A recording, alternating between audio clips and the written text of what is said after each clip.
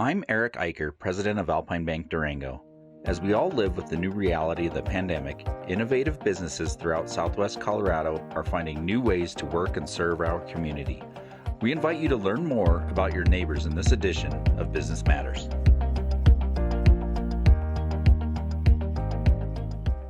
The former Trimble Hot Springs Resort, just north of Trimble Lane on La Plata County Road 203, has undergone a number of reincarnations since Frank Trimble built the first swimming pool and hotel in 1882.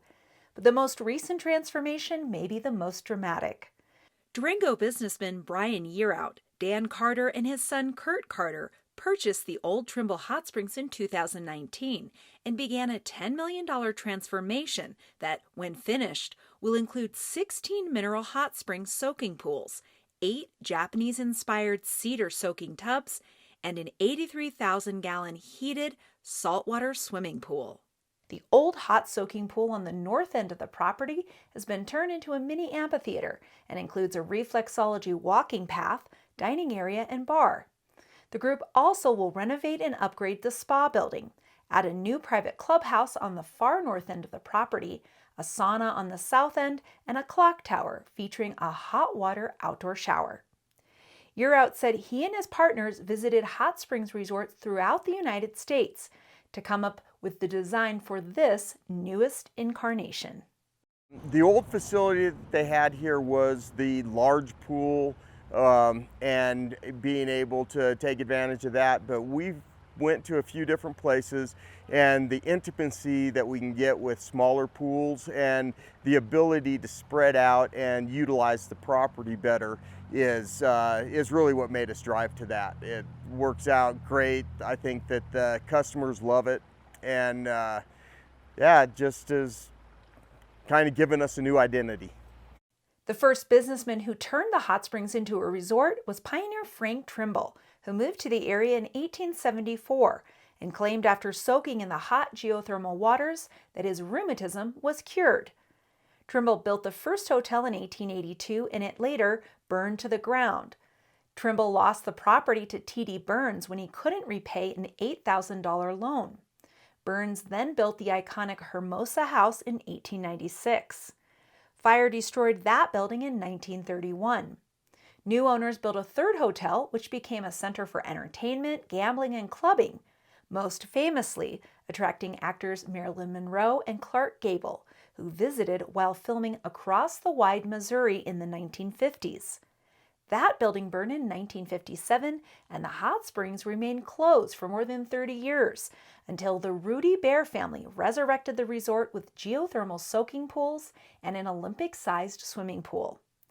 The hot springs changed hands one more time before the Carters and Yearout purchased the property in 2019. Yearout said the renovations take advantage of the same historical geothermal water source to fill its soaking tubs. The geothermal waters come out of the ground at 120 degrees and are infused with 21 minerals, the most common of which are sulfate, calcium, sodium, and silica.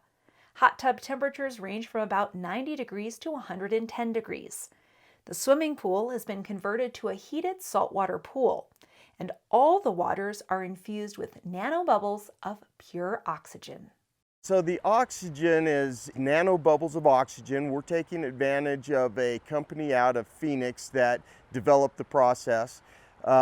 It's exceptional water, and they have a device called an aquagen that takes and it explodes oxygen, medical grade oxygen, into nanobubbles, and those nanobubbles go into all of the water, and the nanobubbles are absorbed through the skin to help increase blood oxygen content. It helps to restore healing. It helps create new skin cells, and it actually is probably one of the most beneficial things that we have in our water, just pure oxygen. And it's we're the only hot springs in the world to have it in our hot springs. Now, we also have it in our swimming pool, and there's many places that use it in swimming pools and spas and, residential hot tubs and things like that. Works somewhat like a barometric chamber. The owners say they hope the improvements they've made will become as big an attraction for visitors as Durango's other tourism amenities. In the meantime, Southwest Colorado locals can enjoy the hot springs from 9 a.m. to 10 p.m. daily. Day passes are $30 for adults, $15 for children. Short-term, seasonal, and annual passes also are available. To control the number of visitors during the pandemic, the resort requires reservations in advance.